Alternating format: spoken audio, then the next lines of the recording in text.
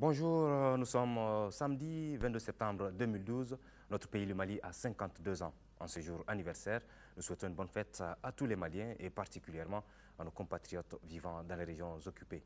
Et justement, si les Maliens se donnent la main, nous pourrons célébrer le 53e anniversaire de l'indépendance à Kidal. C'est ce qu'a déclaré ce matin le président de la République par intérim, le professeur Dioncounda Traoré, lors de la cérémonie de dépôt de gerbe de fleurs au monument de l'indépendance. Le président de la République a saisi cette occasion pour inviter les Maliens à œuvrer à la sauvegarde de la démocratie et à la laïcité dans notre pays. Reportage de Amadou Sankaré.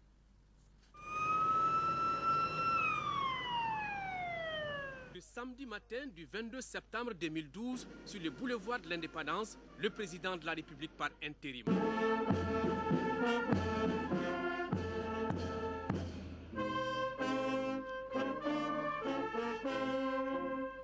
Après l'hymne national, le président s'avance vers cette flamme, allumée depuis 52 ans maintenant par les pères fondateurs, et que les générations actuelles et futures se doivent d'entretenir. À cette occasion, le président de la République dit avoir de multiples sentiments. Beaucoup de fierté d'être malien et beaucoup de reconnaissance également à tous ceux dont les noms sont inscrits ici et qui ont permis que le Mali soit. Ce Mali pour lequel ils se sont battus aujourd'hui est confronté à des difficultés énormes. Mais pour eux et pour tous ceux qui sont passés avant eux, qui font la fierté du Malien. Je pense que l'ensemble du peuple malien aujourd'hui doit méditer et s'engager résolument dans le recouvrement de nos territoires occupés du Nord et dans la sauvegarde de notre démocratie, pour laquelle également beaucoup de filles et beaucoup de fils de ce pays ont été parfois jusqu'au sacrifice suprême. Cette démocratie que nous devons défendre comme la prunelle de nos yeux et également défendre la laïcité de notre République.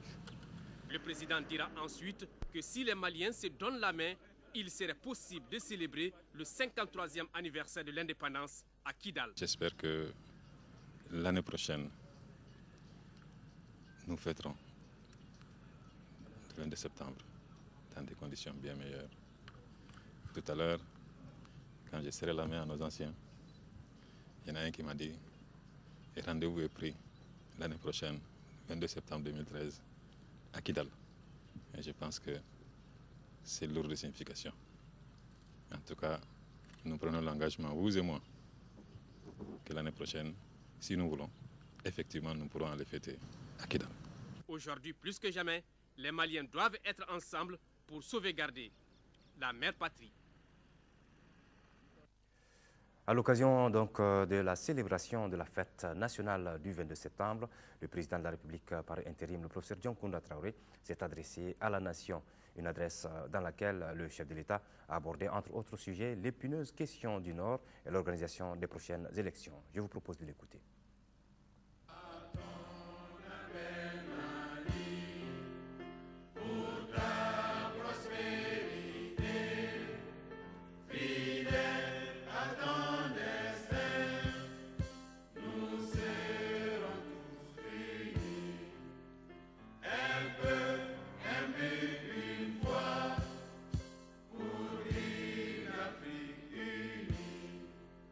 Si l'ennemi dégoûte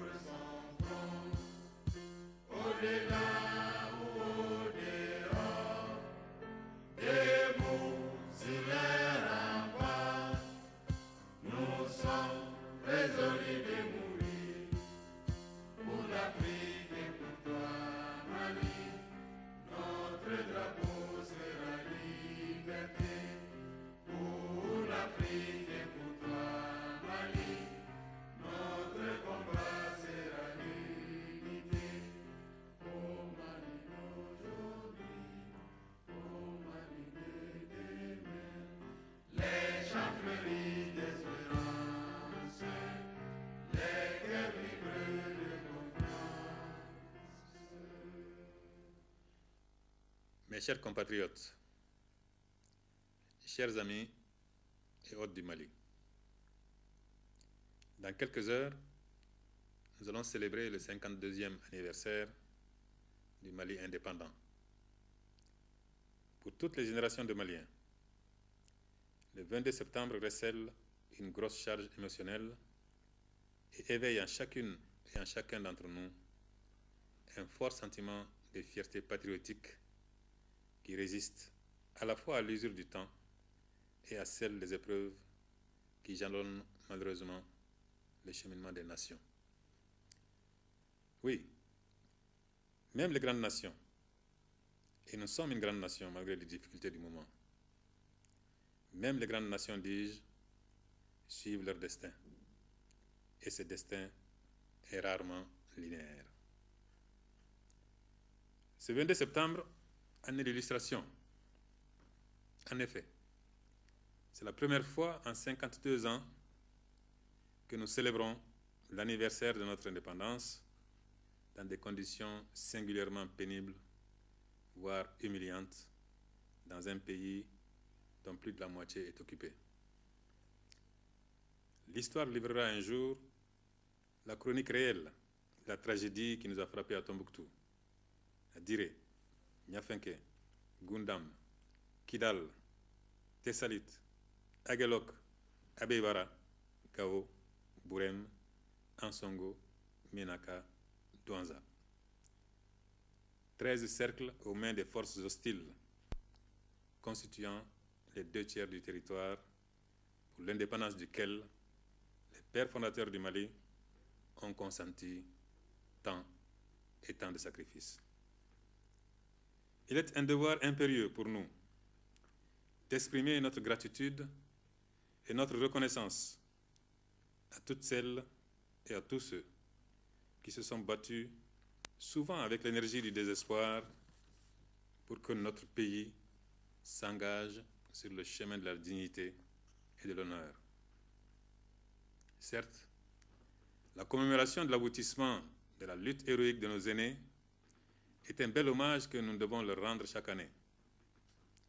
Mais elle est surtout un moment privilégié pour enseigner aux jeunes générations les valeurs fondatrices de notre nation, à savoir le patriotisme, le sens de l'honneur et de la dignité, une foi inébranlable dans notre destin de nation libre et unie, l'amour du travail, les valeurs de partage, de solidarité et de justice.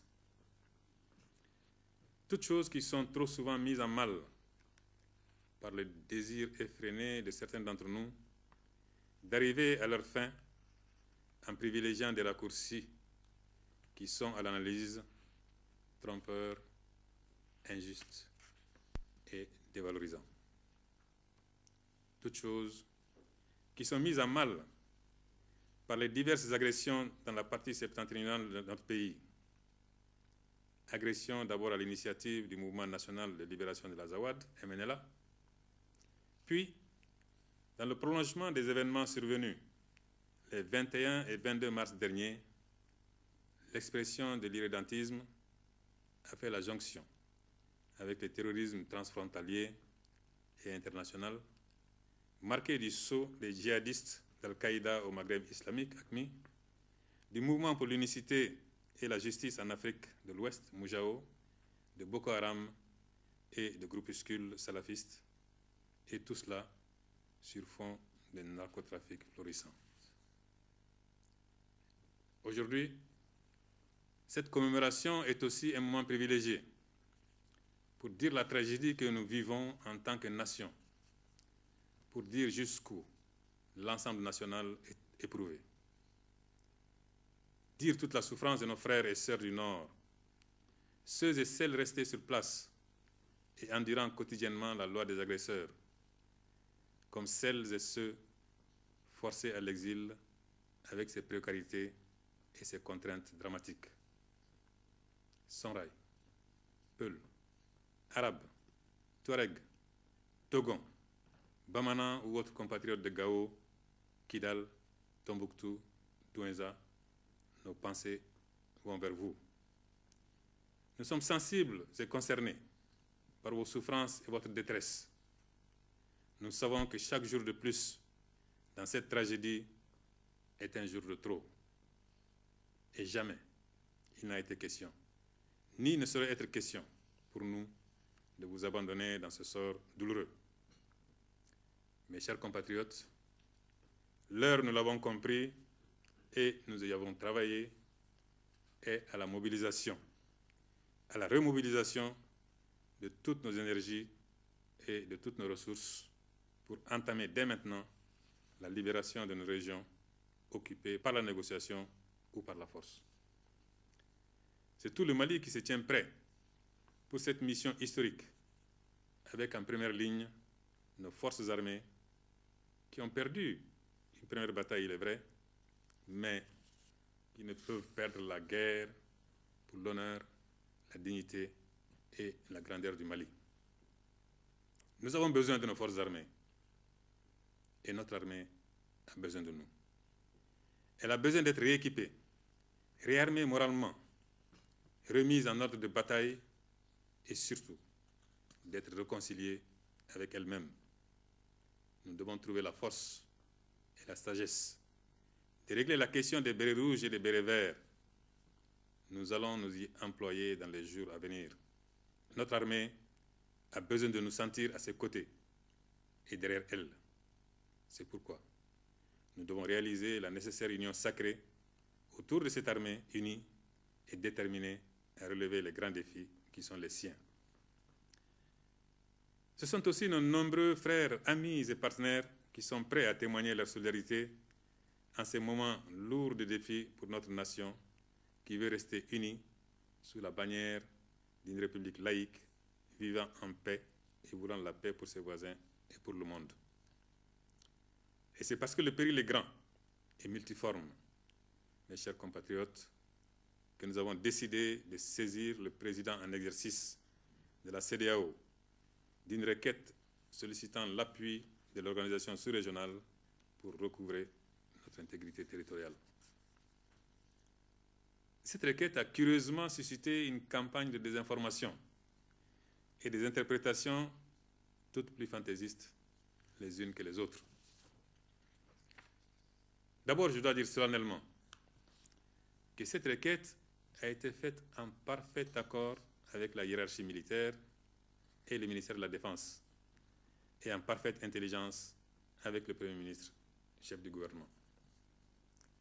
D'autre part, le contenu de la requête est en tout point conforme aux propos que j'ai tenus lors de mon investiture et dans mon adresse à la nation du 29 juillet 2012, où je disais, je cite, « Je fais entièrement confiance aux services de sécurité maliens et à l'armée malienne pour assurer la sécurité du président de la République et celle des autres institutions de la République. Les dispositions déjà prises ou envisagées pourront bien entendu être affinées et améliorées en fonction des moyens et équipements que nous pourrons réaliser. » Fin de citation. Dans la requête, il n'y a pas autre chose. Pour la sécurité des institutions de la transition, il y est demandé des équipements et des moyens formulés par l'armée malienne elle-même, et il y est précisé que le déploiement de forces de police constituées et d'unités combattantes de l'armée est sans objet. Cela, me semble-t-il, est très clair. Par ailleurs, au point grand E de mon adresse du 29 juillet 2012, il est annoncé, et je cite, « Une requête en direction de la CEDEAO, de l'Union africaine et des Nations unies, en fonction des conclusions de la mission qui a séjourné dernièrement à Bamako. » Fin de citation. Il s'agit bien entendu d'une mission des états-majors de la CEDEAO. Donc, des requêtes ont été élaborées, encore une fois, en accord avec la hiérarchie militaire, et j'ai dépêché le Premier ministre Cheikh Modibo Diarra comme porteur de messages à leurs destinataires au niveau de l'Union africaine, de l'Union européenne, des Nations unies, de la France et des États-Unis. Mes chers compatriotes, puisque nous la préparons, nous ferons la guerre s'il ne nous reste pas d'autre choix. Mais nous réaffirmons ici que notre premier choix reste le dialogue et la négociation. Notre deuxième choix reste le dialogue et la négociation. Notre troisième choix demeure le dialogue et la négociation. C'est pour cette raison qu'à l'issue des assises nationales qui se tiendront dans les jours prochains, pour une vision partagée de la transition, de ses organes et de sa feuille de route, des contacts seront établis en vue d'engager des négociations sincères dans le respect strict de l'intégrité territoriale et de la laïcité de la République. Et j'en appelle aux groupes armés qui opèrent au nord de notre pays d'accepter de s'engager également et résolument dans la voie du dialogue et de la négociation de façon sincère et constructive. Mes chers compatriotes, le rétablissement de notre intégrité territoriale est une cause nationale. Nous avons l'obligation de relever ce défi pour léguer à la postérité un pays unifié, pacifié et réconcilié avec lui-même, avec ses voisins et le monde entier. Il doit en être de même pour l'organisation des prochaines élections, cet autre grand moment de notre démocratie.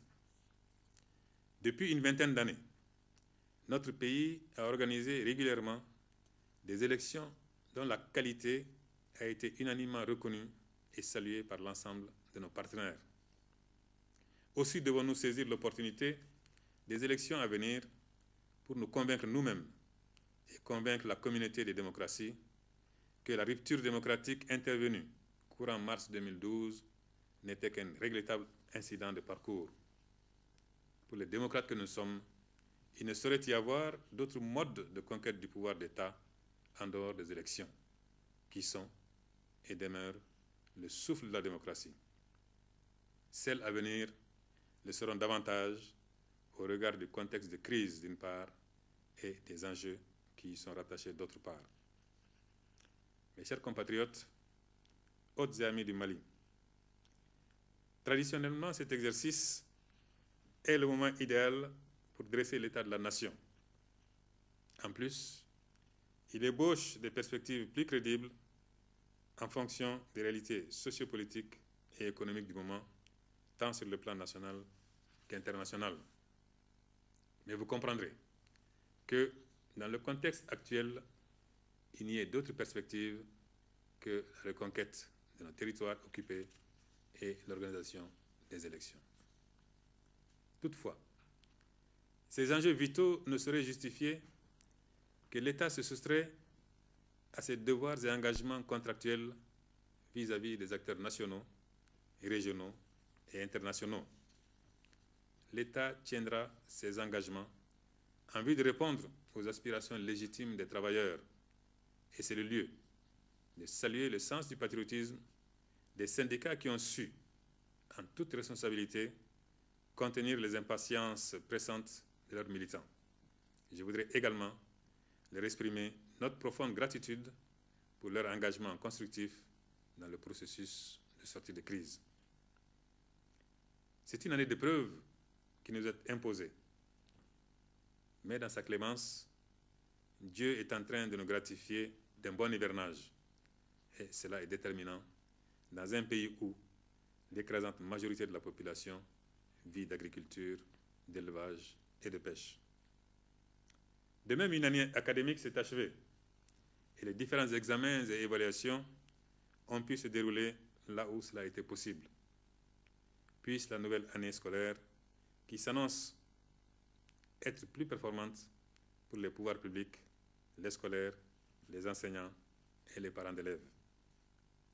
Au plan économique, les sacrifices consentis ont permis de faire face aux charges de fonctionnement de l'État, notamment le paiement des salaires.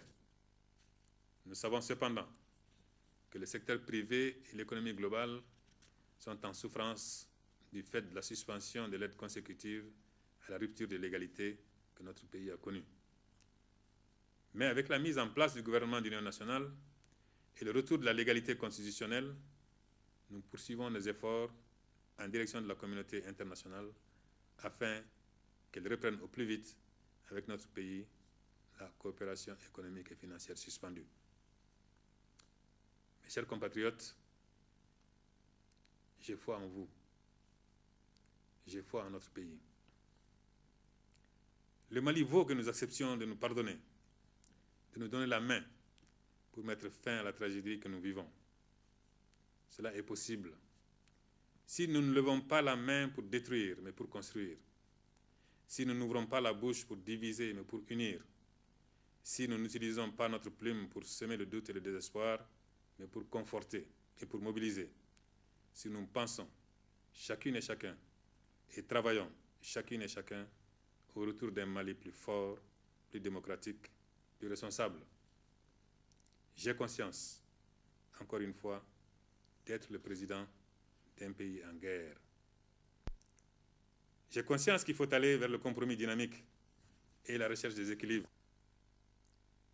J'ai conscience surtout que mon devoir est grand envers ce peuple digne et fier, ces paysans, ces opérateurs économiques, ces humanitaires qui se battent nuit et jour sans jamais céder au découragement.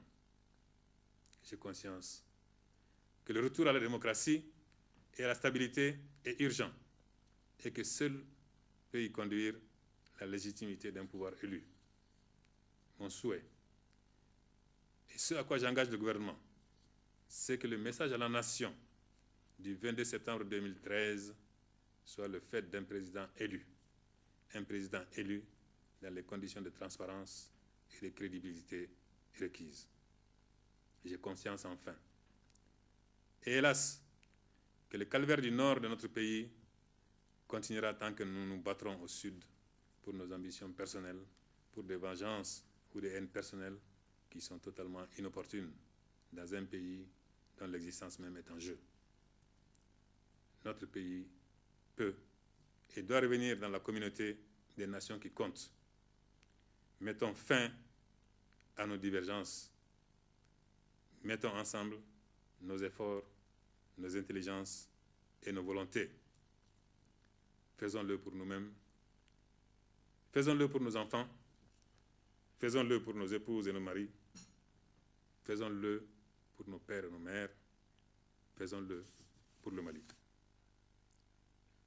Bonne fête de l'indépendance dans la communion, dans la méditation, dans la remobilisation pour un Mali libéré, uni et démocratique. À nos frères et sœurs déplacés à l'intérieur du territoire national, à ceux qui n'ont eu d'autre choix que de prendre le chemin de l'exil, je dis courage. Nous venons vers vous et nul ne pourra se mettre en travers de notre route. Vive le Mali, un et indivisible, démocratique et laïque. Vive l'Afrique, unie et solidaire. Que le Tout-Puissant nous inspire, qu'il protège et bénisse le Mali. Je vous remercie.